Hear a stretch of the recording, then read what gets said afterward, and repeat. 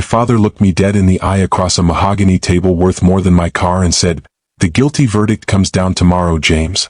I hope you can live with what you've done." I smiled. "I sleep better than I have in years, Dad. But let me back up. Let me tell you how a phone call, an inheritance, and a dead man's letter turned me from a broke nobody into the weapon that destroyed one of the most powerful men in this city. Because this isn't a story about forgiveness or redemption. This is about revenge served cold, calculated, and absolutely devastating. It started 6 months ago. I was 32, drowning in debt, living in a studio apartment where the bathroom door didn't close all the way, working 3-gig jobs just to make rent. My father, Richard Thornwood, real estate mogul and respected businessman, hadn't spoken to me in 6 months. Not since he'd told me over a $12 latte that I was his greatest disappointment, that I'd wasted every advantage he'd given me, that even looking at me embarrassed him. You know what that feels like? Having your own father tell you that your existence is an embarrassment? It hollows you out. Makes you feel like you're taking up space you don't deserve. Every night I'd lie in that pathetic apartment, staring at the water-stained ceiling, wondering where everything went wrong. Wondering if maybe he was right about me. I dropped out of law school because I couldn't handle it. That's what everyone thought. Truth was, I dropped out because I'd started seeing the kind of man the law could turn you into. The kind of man my father was. The kind who could justify anything if the price was right. So there I was, rejected by the world, rejected by my father, staring at my bank account that read $247, when my phone rang. Unknown number. I almost didn't answer. "Mr. Thornwood? This is Margaret Chin from Patterson and Associates. I'm calling regarding the estate of your late uncle, Charles Thornwood." Uncle Charles. The family ghost. The brother my father had destroyed 15 years ago in some business deal gone wrong. They'd had a screaming match at a family reunion, and after that, Charles was erased from family history like he'd never existed. I barely remembered him. Just fragments. A kind smile. The smell of cigars. A man who'd once given me a model airplane and told me I could be anything I wanted. "I'm sorry for your loss," I managed. "Thank you. Mr. Thornwood, you've been named in his will. Can you come to our offices tomorrow at 2? Named in the will. Those words echoed in my head all night. I couldn't sleep. I kept thinking, what if it's enough to pay off my student loans? What if it's enough for a security deposit on a better apartment? What if, for once in my miserable life, something good actually happened? I showed up 20 minutes early wearing the only suit I owned, the one with the frayed cuff I tried to hide. Patterson and Associates occupied the top 3 floors of a downtown high-rise. All glass and marble and the quiet hum of money. The receptionist looked at me like she could smell poverty on my clothes. Margaret Chin was different. Sharp, professional, but her eyes were kind. She led me into a conference room with floor-to-ceiling windows overlooking the city. I could see my father's building from there. Thornwood Developments, 53 floors of steel and glass with his name emblazoned near the top. "Coffee? Water?" "I'm fine," I lied. I wasn't fine. My hands were shaking. She opened a folder and I caught a glimpse of official documents with my name on them. My name. On something that mattered. "Mr. Thornwood, your uncle's estate is quite substantial." She paused, watching my face. "The total value, including properties, investments, and liquid assets, comes to approximately $12 million. The room tilted. I actually gripped the table to steady myself. 12 million. That couldn't be real. That was lottery winning, life-changing, never worry about anything again money. That was revenge on everyone who doubted me money. "I'm sorry, did you say 12 million? "Yes." "Why me?" "We weren't close. I barely knew him." Margaret smiled, but there was something sad in it. "Your uncle's will specifically states that he wanted to give you the opportunity he felt your father denied you. A chance at true freedom and self-determination." Freedom. The word hung in the air like a promise. I could quit my jobs. Pay off my debts. Travel. Start the business I'd always dreamed of. Buy a real apartment, maybe even a house. I could walk into that coffee shop where my father told me I was a disappointment and never think about him again. Or better yet, I could make him see me. Really see me. Not as a failure, but as someone who'd made it without him. When can I access it? What's the process? Margaret's expression shifted slightly. Something like pity crossed her face. "Well, there is one condition." One condition. 2 words that should have sent me running. What kind of condition? She pushed the folder across the polished table. "Perhaps it's best if you read it yourself. Page 7, Section 3. My hands trembled as I flipped through the pages. Legal jargon swam before my eyes. Heretofore. Aforementioned party. The beneficiary. Then I found it. The sum total of the estate shall be transferred to the beneficiary, James Michael Thornwood, upon successful completion of the following requirement. The beneficiary must locate, document, and publicly expose every instance of ethical misconduct, fraud, and moral corruption committed by his father, Richard James Thornwood, throughout his professional career. This documentation must be sufficient to result in criminal charges or significant professional consequences. Only upon proof of such consequences shall the inheritance be released. I read it again. Then a third time. The words didn't change. This is a joke, I said, my voice hollow. This has to be some kind of sick joke. I'm afraid not. The will was executed with complete soundness of mind. Your uncle underwent a psychiatric evaluation specifically to ensure no one could contest it on those grounds. He was very thorough. But this is insane. He wants me to destroy my own father? For money? He wants you to expose the truth about your father, Margaret corrected gently. Mr. Thornwood, your uncle believed your father built his entire empire on fraud and corruption. He wanted someone in the family to have the courage to bring it to light. I stood up so fast my chair scraped against the floor. No. My father and I aren't close, but he's not a criminal. He's a businessman. A successful real estate developer. This is just what revenge from beyond the grave. Your uncle included a letter for you. She pulled out an envelope. My name was written across the front in shaky handwriting. Inside was a single page dated 3 months before Uncle Charles died. James, if you're reading this, I'm gone and you're probably angry. Good. You should be. I'm asking something terrible of you and I know it. But let me tell you something about your father that you don't know. 25 years ago he and I were partners.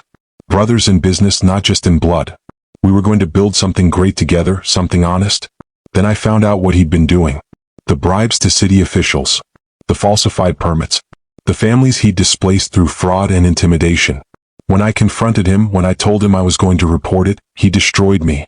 He used his connections to blacklist me, to ruin my reputation, to ensure I'd never work in the city again. I rebuilt my life from nothing, but I never forgot. I watched from a distance as he did to others what he did to me. I watched him become rich and respected while good people suffered. And I watched him do the same thing to you that he did to me. Crush you for not being what he wanted you to be. I'm giving you a choice I never had, the resources to fight back. The truth is there, James. All you have to do is look for it. And if you find it's not there, if I'm wrong about him, then you walk away with a clear conscience. But if I'm right, well, that's up to you. Your Uncle Charles. I looked up at Margaret, my eyes burning. How long do I have? 18 months. After that, the estate goes to charity. 18 months to investigate my father. 18 months to potentially destroy him. 18 months to earn $12 million. What if I say no? What if I just walk away? Margaret's expression softened. Then you walk away.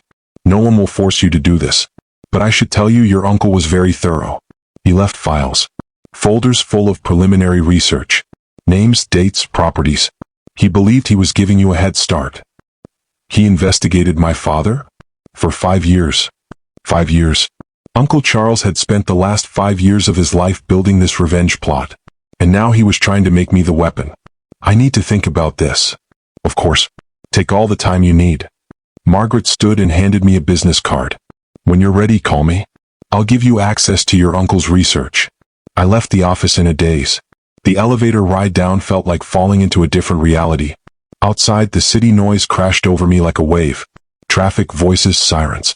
Everything the same as it had been that morning. Except now I had a choice that would define the rest of my life. I walked for hours. My phone buzzed with texts I didn't read. Reminders about bills I couldn't pay. Applications I needed to submit for jobs I didn't want. The ordinary misery of my ordinary life. By the time I stopped, I found myself standing outside my father's office building. 53 floors of glass and steel. Thornwood Developments. His empire. His legacy. Everything he'd chosen over having a real relationship with his son. I watched well-dressed people coming and going. They looked important. Successful. Everything I wasn't.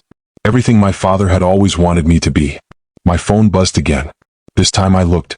My landlord. Rent was due in 3 days. I checked my bank account on my phone. $247. I had enough for groceries or rent. Not both. $12 million. All I had to do was destroy my father. I didn't call Margaret for 3 days. I spent those 72 hours in my apartment, barely eating, trying to convince myself to walk away. This was blood money. Judas money. 30 pieces of silver wrapped in legal documents and family betrayal. But I couldn't stop thinking about it. About my father's disappointed face. About the way he'd looked at me like I was something distasteful stuck to his shoe. About every time he'd made me feel small, worthless, like a mistake he couldn't fix. About the last conversation we'd had 6 months ago. He'd picked the coffee shop. Expensive. Minimalist. The kind of place where a latte cost $12 and the baristas looked like models. We'd sat across from each other, him in his $1,000 suit, me in thrift store clothes I'd tried to make presentable. "You had every advantage, James," he'd said in that patient, disappointed voice. "The best schools. The right connections. The family name that meant something. And you threw it all away because law school was too stressful. Do you know how that makes me look? Do you have any idea the embarrassment you've caused me? Not how are you. Not how can I help. Just disappointment and embarrassment. I'm sorry I'm such a failure," I'd said, and I'd meant it. I'd actually apologized for not being good enough for him. He'd just shaken his head. "I don't know what to do with you anymore, James. I really don't." That was 6 months ago. He hadn't called since. On the 4th day I called Margaret. "I want to see the files." She didn't sound surprised. "I'll have them sent over. There's quite a bit of material." Quite a bit was an understatement. 2 days later, a courier arrived with 4 boxes. 4 boxes of my uncle's obsession. 4 boxes of potential ammunition against my father. I spent that first night just staring at them, unopened, sitting in my tiny living room like unexploded bombs. Then I opened the first box. Uncle Charles had been meticulous. Everything was organized by category: properties, permits, partners, personnel. Each folder labeled, chronologically arranged, with a table of contents. This wasn't the work of a bitter old man. This was the work of someone building a legal case. I started with properties. The first file was thick. A building in the Riverside district, acquired 15 years ago. According to the documents, it had housed 36 families in rent-controlled apartments. The property records showed my father had purchased it for $2.3 million below market value. Within 6 months, all the tenants had been evicted. Within a year, the building had been demolished and replaced with luxury condos that sold for millions. That alone wasn't necessarily illegal. Unpleasant, maybe. Ruthless. But business. Then I found the permits. The demolition permit had been issued despite the building being on a historical preservation watch list. According to Uncle Charles's notes, this should have required a lengthy review process, public hearings, environmental impact studies. Instead, it had been pushed through in 2 weeks by emergency order. I cross-referenced the permit approval with the roster of the city's planning commission. The chairman at the time was Douglas Merrick. In the next section of the folder, I found bank records. Uncle Charles had somehow obtained bank records showing a $50,000 transfer from one of my father's shell companies to an account belonging to Merrick's wife. A consulting fee for interior design services she'd never provided. The transfer was dated 2 weeks after the permit was approved. My hands were shaking. I told myself it could be coincidence. Legitimate business. But Uncle Charles had highlighted the transaction in yellow, with a note in the margin in his spidery handwriting. Pattern repeats across 14 properties. See permits folders 3 through 16. I spent the next 3 days going through those folders. I didn't eat. I barely slept. I just read. The pattern was there. Different properties, different city officials, same method. Payments disguised as consulting fees, speaking honorariums, campaign contributions. Money routed through shell companies, through family members, through legitimate businesses that existed only on paper. And every single time, permits that should have taken months were approved in days or weeks. My father hadn't just bent the rules. He'd bought the people who made the rules. But it got so much worse. In the personnel folder, I found documentation about a city building inspector named Robert Chin. He'd flagged serious safety violations on one of my father's developments 6 years ago. Violations that would have shut down construction for months, cost my father millions in delays. According to the documents, Chin had been fired 2 weeks later on what his supervisor called performance issues. The supervisor who fired him, David Walsh, had received a $30,000 campaign contribution from my father 3 months earlier when he ran for city council. I found Chen's wrongful termination lawsuit. He'd settled out of court with a non-disclosure agreement. But Uncle Charles had somehow obtained Chen's original complaint. He'd alleged that he'd been pressured by Walsh to ignore the safety violations, to approve the construction despite serious concerns. When he refused, when he tried to go over Walsh's head, he'd been systematically targeted. False complaints about his work. manufactured performance issues, until he was forced out. The development he'd tried to shut down was finished on schedule, under budget. 2 years later, a balcony on the 12th floor collapsed during a party. 3 people were injured. One, a college student named Michelle Torres, was paralyzed from the waist down. I found news articles about the accident. My father's company had released a statement expressing sympathy and promising a thorough investigation. The investigation found that the balcony collapse was due to unforeseen structural stress and improper weight distribution. No one was held responsible. But Robert Chen's original inspection report, the one my father had paid to bury, was in the folder. He'd specifically flagged the balcony supports as inadequate. He'd recommended structural reinforcement before occupancy. His recommendation had been ignored. I had to stop reading. I went to my bathroom and threw up. Then I sat on the cold tile floor, shaking, trying to process what I'd found. My father's money, the money that had paid for my private school education, my college tuition, every advantage I'd supposedly wasted, that money was stained with other people's suffering. Built on corruption. On lives ruined. On a college student who'd never walk again because my father had paid to ignore a safety report. I called Margaret. My voice was shaking. The Robert Chen in these files. The inspector. Is he? My late husband. Yes. Her voice was steady, professional. He died 4 years ago. Heart attack. I'm so sorry. Thank you. Is that why you called? Did you know about all of this? A long pause. I heard her take a breath. Robert knew. He tried to fight it through proper channels. He filed reports. He went to his supervisors. He documented everything. And they destroyed him for it. Not just his career. His belief that the system worked, that doing the right thing mattered. It broke something in him. The heart attack, for years later, I think it was just his body finally giving up what his spirit already had. So this is personal for you. Mr. Thornwood, let me be very clear. I'm your attorney in this matter, and I will fulfill my professional obligations regardless of my personal feelings. But yes, if you're asking whether I hope you find the courage to do what my husband couldn't, what your uncle tried to do, what I've wanted to do for 6 years but couldn't because I had no evidence, no resources, no weapon. Yes, I hope you burn your father's empire to the ground.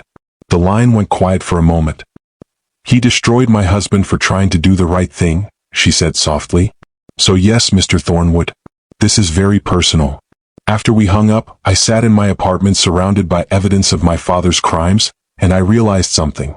This wasn't really a choice. It had stopped being a choice the moment I saw Michelle Torres's name in that accident report. The moment I read about Robert Chen's destroyed career. The moment I understood that my father's success was built on a foundation of suffering. Uncle Charles hadn't trapped me. He'd freed me. For the first time in 6 months since that coffee shop conversation, since my father had looked at me with such disappointment, I felt something other than shame. I felt rage. And if you're enjoying this story of calculated revenge, do me a favor and hit that subscribe button right now, because what comes next is where I stop being a victim and become something else entirely. I spent the next week going through every file, taking notes, building a timeline. Uncle Charles's research was thorough, but it was 5 years old. I needed fresh evidence. Current documentation. Testimony that would stand up in court. The will required criminal charges or significant professional consequences. I was going to give it both. I started reaching out to people. Former employees of my father's company. I used burner emails, prepaid phones, took every precaution. Most wouldn't talk. Too scared. My father's reach was long, his reputation for destroying enemies well known. But some people who'd been hurt badly enough, people who had nothing left to lose, they talked. Thomas Gray was the first breakthrough.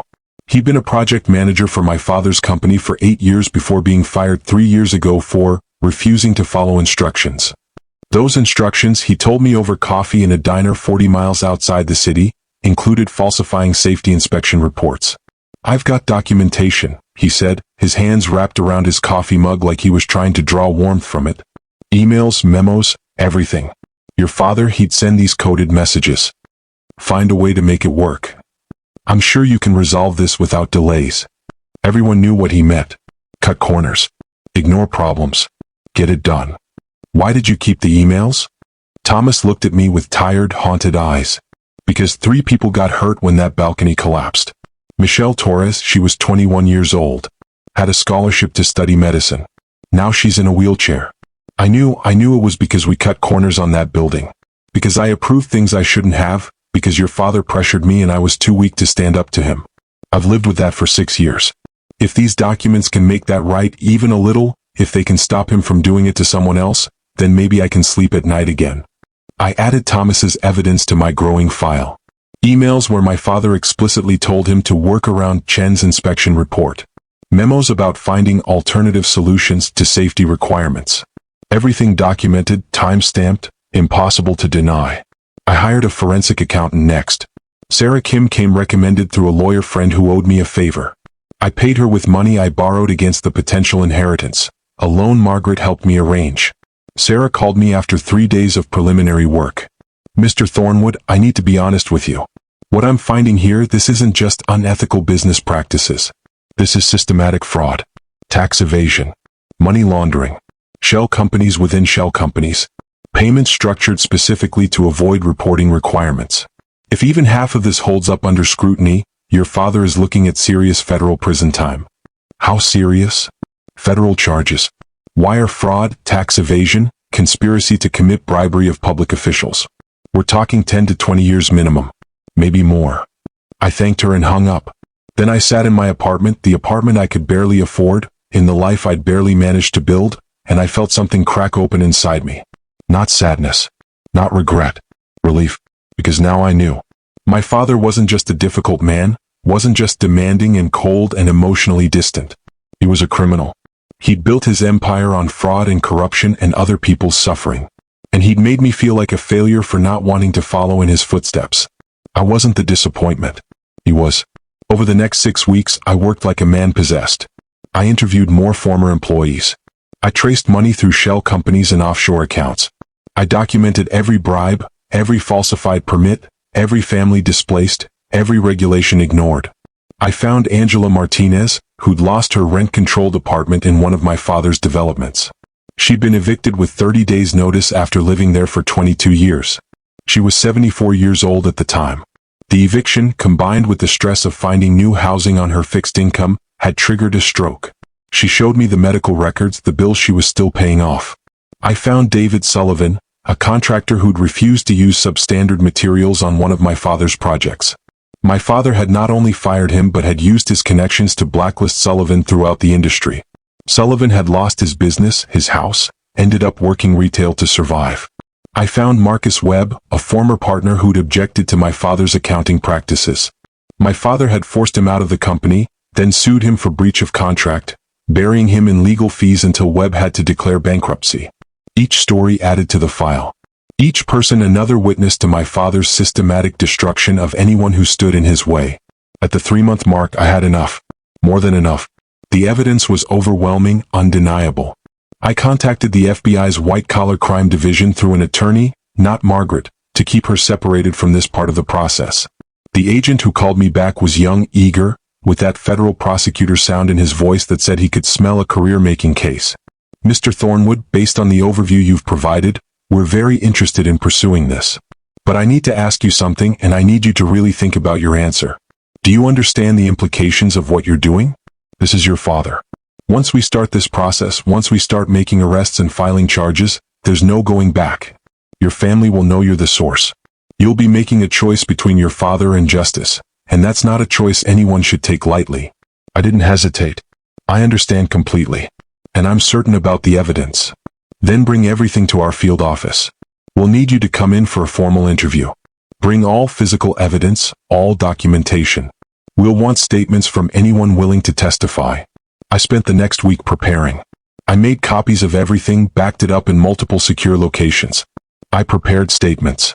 I walked Thomas Gray and 3 other former employees through what to expect when the FBI interviewed them. Then I did something I'd been putting off. I called my father. He answered on the 3rd ring, sounding distracted. Background noise, voices, the sound of a restaurant. He was at lunch. Probably closing another deal. Probably making more money while I was about to destroy him. James? This is unexpected. What do you need? Not, how are you? Not, good to hear from you. What do you need? Like I was an inconvenience, an interruption to his important day. I need to tell you something, Dad. The FBI is going to contact you soon. They're investigating financial irregularities in Thornwood developments. Fraud, bribery, tax evasion. All of it. Silence. Complete silence. I could hear him breathing, heard him excuse himself from the table, heard a door close.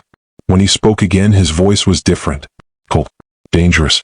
What did you do? I told the truth. About the bribes. The falsified permits. The safety violations. Robert Chin. Michelle Torres. All of it. You did this? You went to the FBI? Uncle Charles left me his research. 5 years of documentation. I verified everything, found more evidence, more witnesses. And I gave it all to the federal investigators. The silence stretched. Then, in a voice shaking with rage, do you have any idea what you've done? I'm your father. Your own flesh and blood. And you betrayed me for what? For a dead man's paranoid conspiracy theories. They're not theories, Dad. They're facts. Documented, verified, undeniable facts. You're a criminal. You've been a criminal for decades. You destroyed Uncle Charles for threatening to expose you. You destroyed Robert Chin for trying to do his job. You've destroyed everyone who ever stood in your way, and you did it all while making me feel like I was the failure. Like I was the disappointment. You are a disappointment, he snarled. You always have been. Weak. Spineless. And now you've proven it by betraying your own family. No, Dad. I stopped being complicit in your crimes. There's a difference. He started to say something else, but I hung up.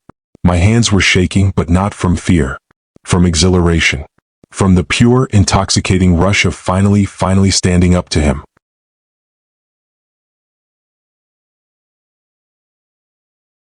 The FBI arrested him the next morning, 6:30 a.m. at his house. They perp-walked him out in handcuffs while news cameras rolled.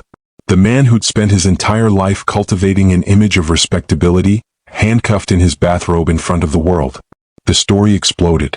Local news first, then national. Prominent developer arrested on federal corruption charges.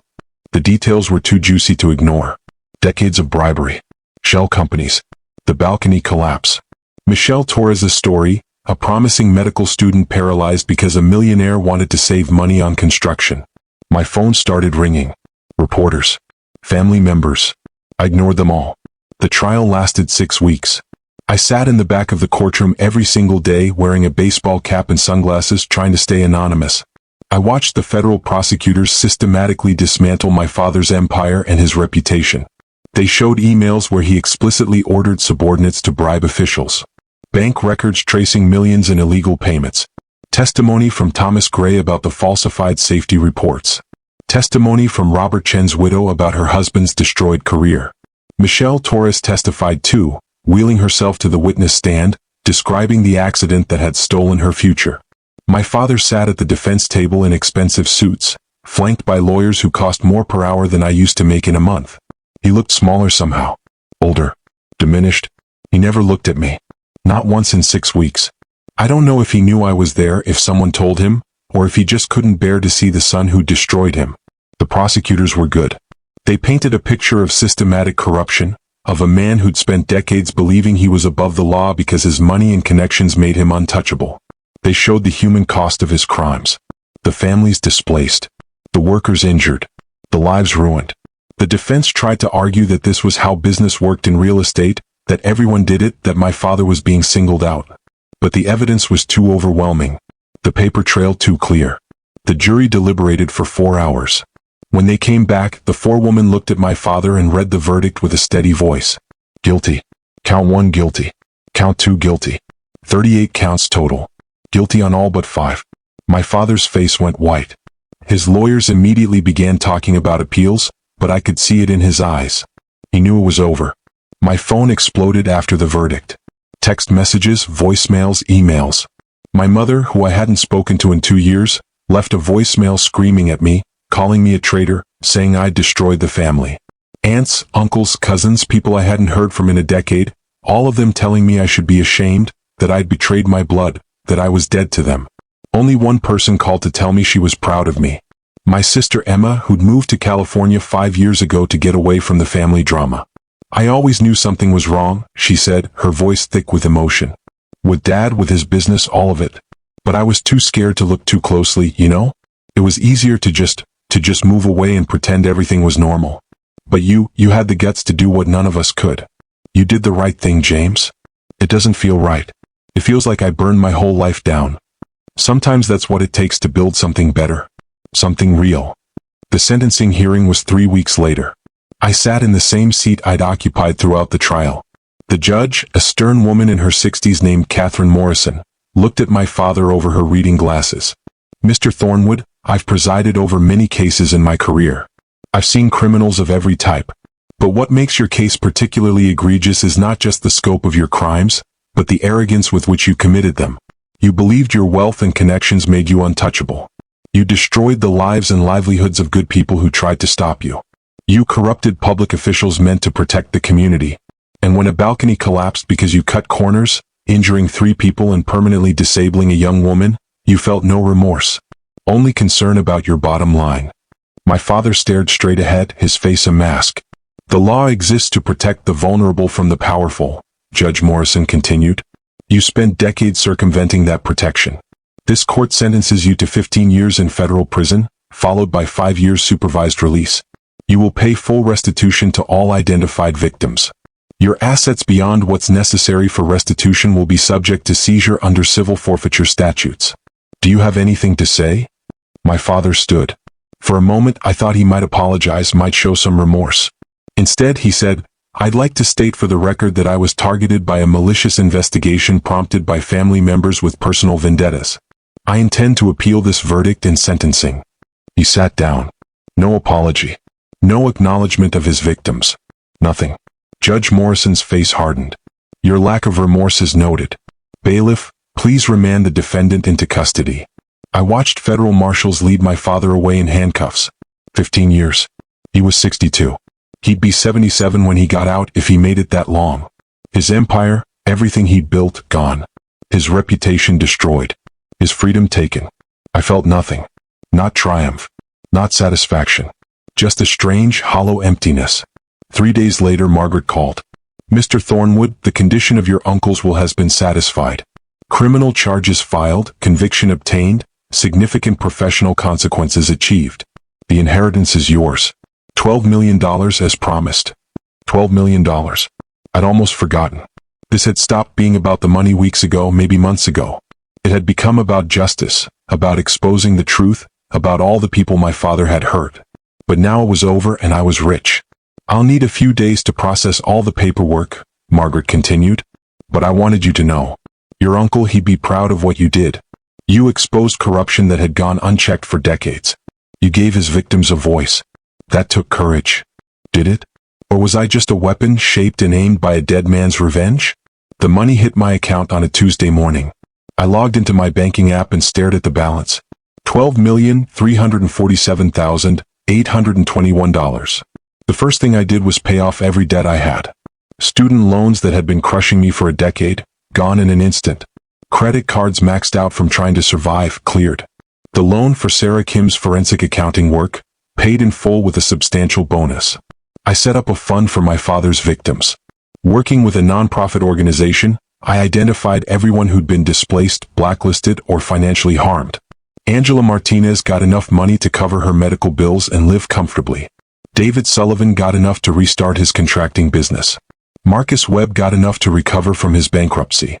Michelle Torres got a trust fund that would pay for her medical care and living expenses for the rest of her life. I gave Thomas Gray $500,000. When I told him, he sat in my lawyer's office and cried. Not small tears, but deep, racking sobs of relief. "Thank you," he kept saying. "Thank you. You helped me expose him," I said. "This is the least I can do." With what remained, still several $1,000,000, I made a decision. I couldn't stay in this city. Everything here reminded me of what I'd done, what I'd destroyed, what I'd lost. I needed to start over completely. I moved to Portland. Different coast, different life, different person. I bought a modest house in a quiet neighborhood. Nothing flashy, nothing that screamed new money. I enrolled in graduate school for urban planning. I wanted to learn how to build things the right way, the honest way, the way my father never did. I changed my name legally. Not completely, but enough.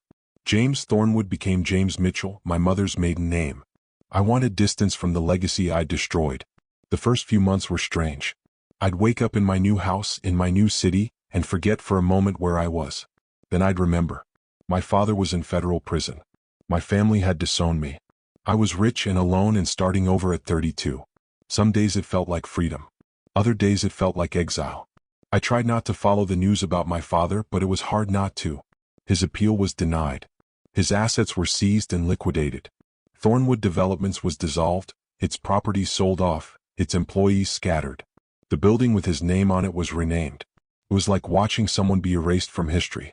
6 months after the sentencing, after I'd settled into my new life, after I'd started to believe I could move forward, I got mail at my new address. I don't know how he found me. The envelope was thin, postmarked from FCI Sheridan, the federal prison in Oregon where they'd transferred him. My hands shook as I opened it. Inside was a single page, his handwriting shakier than I remembered, smaller, like he'd been diminished by incarceration.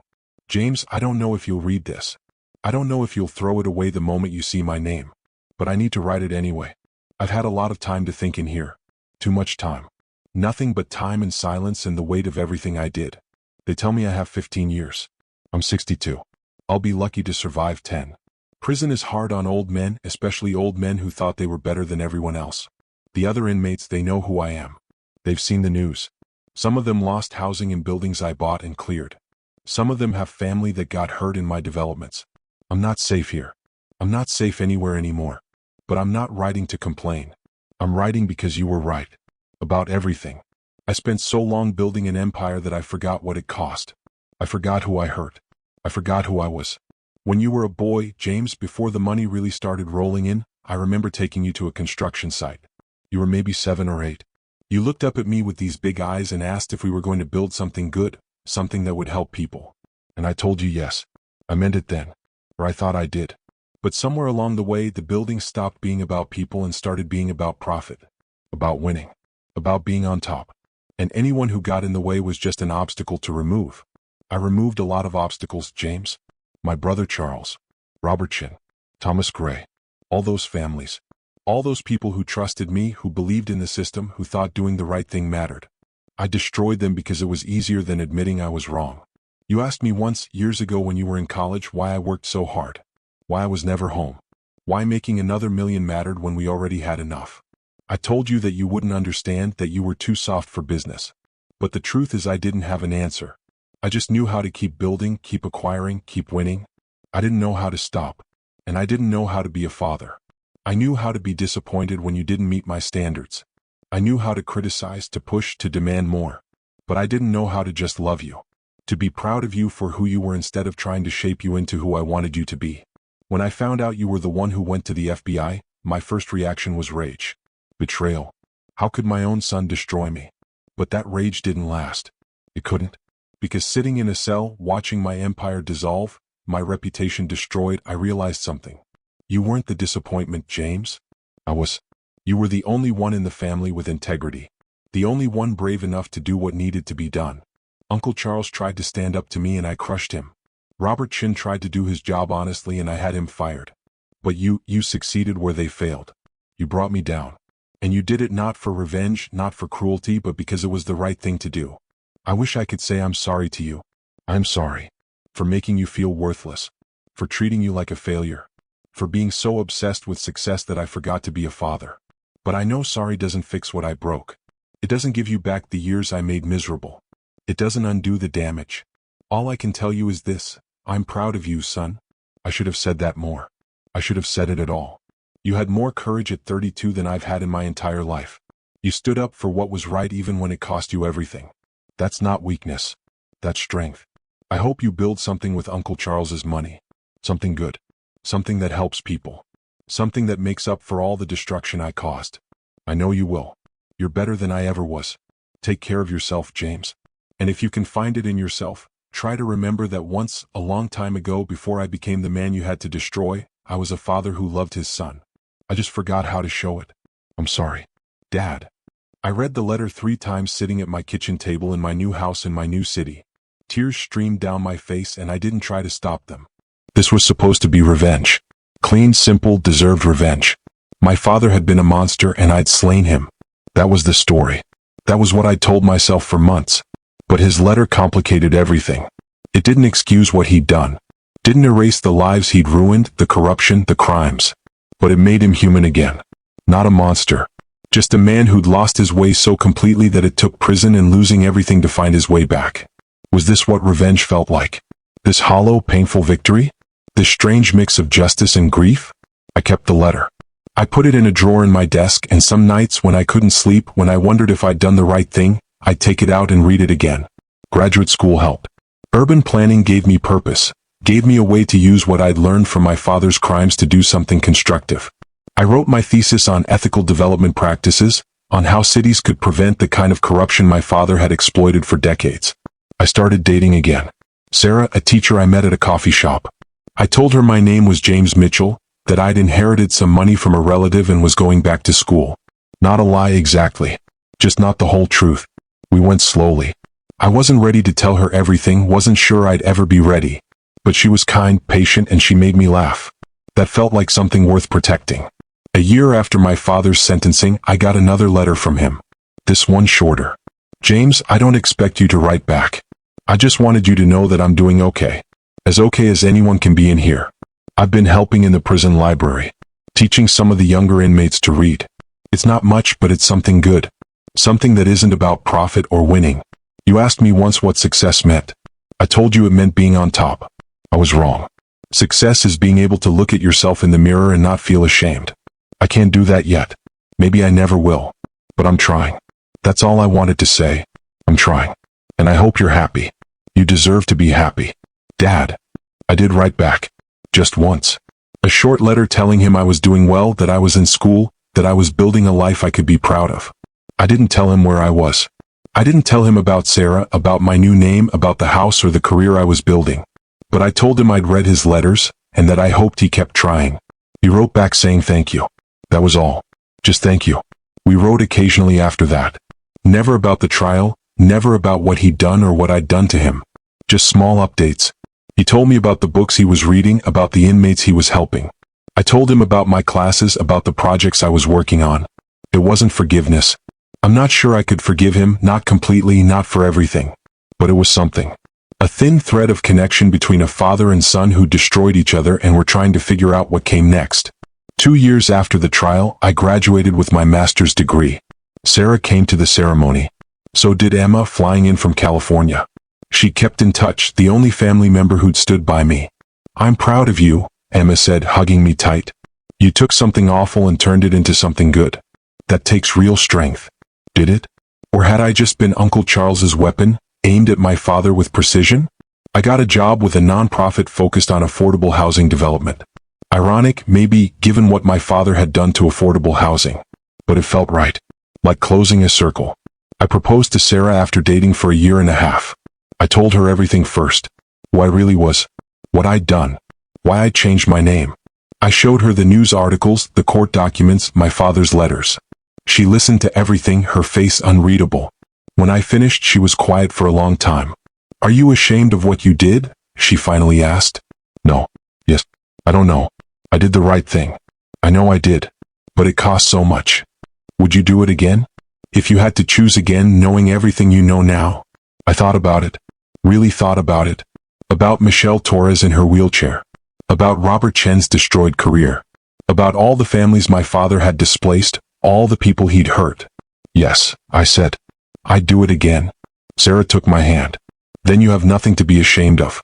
You chose justice over loyalty. That's not easy. But it's right. And I'm proud to know you. We got married 6 months later. Small ceremony, just close friends and Emma. No family on my side except my sister. That hurt, but I'd made my choice. I'd live with the consequences. My father sent a card from prison.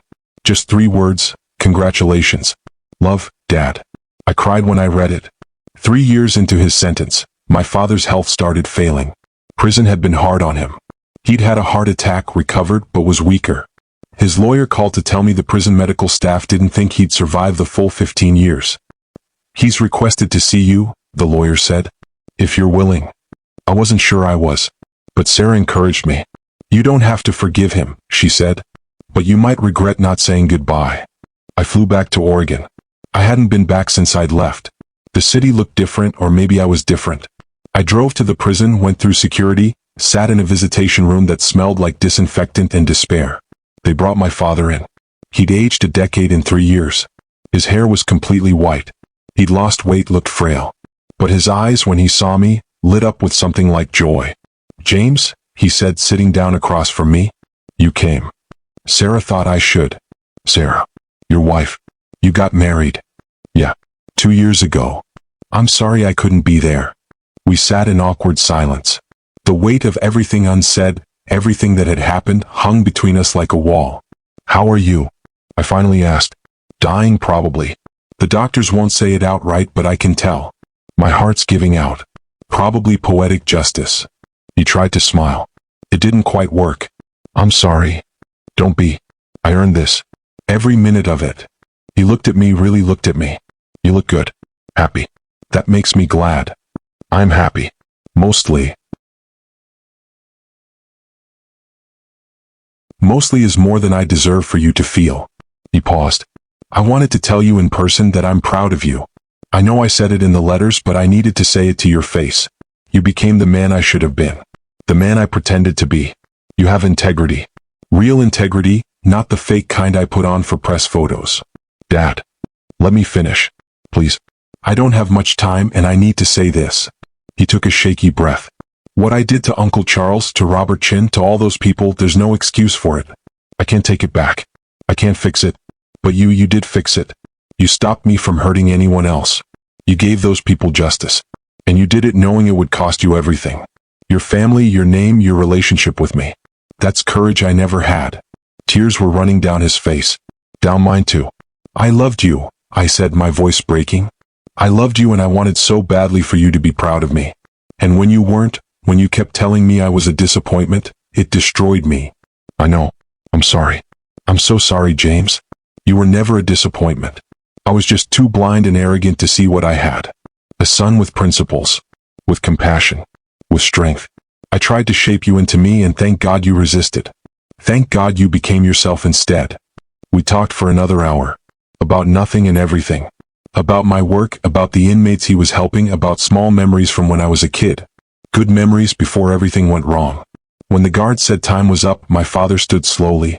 He held out his hand, then changed his mind and pulled me into a hug. He felt fragile, breakable. Goodbye, James. Build something good.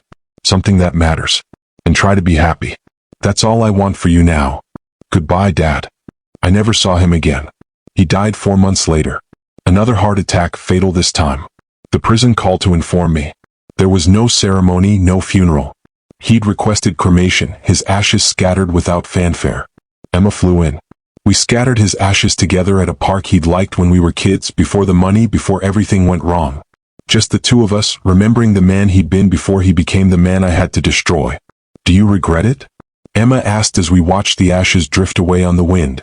No. Yes. Both. I thought about it. I regret that it had to happen. I regret that he couldn't be the man he should have been. But I don't regret exposing the truth. People deserve justice. Michelle Torres deserved justice. Robert Chin deserved justice. Uncle Charles's revenge, Emma said softly. I don't think it was revenge. Not really. I think it was a test. And a gift. He gave me the choice he never had. The resources to fight back. The chance to do what was right even when it was hard. And the $12 million? That was just the prize for passing the test. We stood there for a while watching the sunset, saying goodbye to our father. The man who'd hurt so many people. The man who'd finally, too late, learned to be human again. I went back to Portland, back to my life, back to Sarah. I threw myself into my work, developing affordable housing projects that prioritized people over profit. I used my father's money, Uncle Charles's revenge, to undo some of the damage my father had caused. It didn't make up for everything. It couldn't. But it was something. 5 years after my father's death, I got a call from Margaret Chin. She was retiring, closing her practice. I wanted to tell you before you heard it elsewhere, she said. And I wanted to thank you. What you did, exposing your father, it gave Robert's death meaning. It gave all those victims justice. I know it cost you, but you should know it mattered. Thank you, I said. For everything. For believing in me. For helping me. You helped yourself, James. I just provided the legal framework. The courage, the integrity, that was all you. After we hung up, I thought about everything that had happened. Uncle Charles's will. The investigation. The trial. My father's letters. His death. The life I'd built from the ashes of my old one. Was it revenge? Justice? Both? Neither? I still don't know. But I know this. I sleep better now than I did when I was broke and desperate and seeking my father's approval. I sleep better knowing that my father's victims got compensation, got recognition, got justice. I sleep better knowing that I chose the hard right over the easy wrong. And sometimes, late at night, I take out my father's final letter, the one he wrote before he died. It's shorter than the others. James, if you're reading this, I'm gone. Good. I don't want you to grieve. I want you to live. Build things. Love Sarah. Be happy. Be the man I never was. You won, James. Not because you destroyed me. You won because you became everything I should have been and wasn't. That's a victory worth more than all the money I ever made. I'm proud of you, son. Finally, truly, completely proud. Love always, Dad. I fold it carefully and put it back in the drawer. $12 million. 15 years of my father's life. A family destroyed. A legacy erased. Was it worth it? I look at the affordable housing development I just opened. 50 families, all formerly displaced by predatory developers like my father, now with secure, safe, affordable homes. I look at Sarah sleeping next to me, this woman who knows everything I've done and loves me anyway. I look at the life I've built, honest and clean and mine. Yeah, it was worth it. Uncle Charles's revenge wasn't about destroying my father. It was about freeing me. Giving me the chance to become someone I could respect. Someone who did the right thing even when it cost everything. My father used to say success meant being on top, crushing everyone beneath you. He was wrong. Success is being able to look at yourself in the mirror and not feel ashamed. I can do that now. And that, I've learned, is the only revenge that really matters. Not destroying someone else, but building yourself into someone worth being. My father learned that lesson too late. But he learned it. And somewhere, I think Uncle Charles is satisfied. His revenge wasn't about punishment. It was about transformation. Taking a broken family legacy and forcing someone to break the cycle. I was that someone. And I'd do it all again. Every painful, necessary, impossible choice. Because in the end, this story isn't about revenge at all. It's about choosing who you want to be when the universe gives you 12 million reasons to compromise your integrity. I chose justice. I chose truth. I chose to be better than my father ever was. And that choice, that single choice in Margaret Chen's office when I decided to open those boxes, that's the choice that defined my entire life. Not the money. Not the trial. Not even exposing my father's crimes.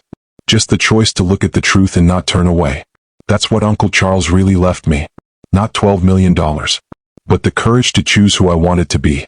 And I chose well.